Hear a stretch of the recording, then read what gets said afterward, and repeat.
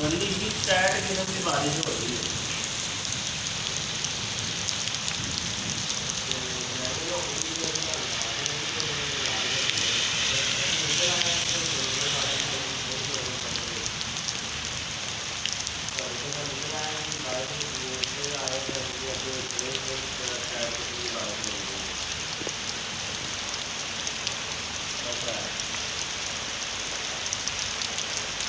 सही है ठीक है गर्म बारिश होगी नहीं। अच्छा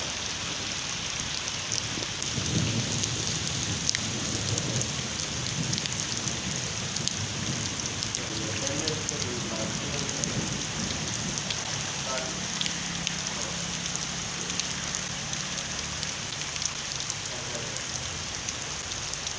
चलो बारिश होगी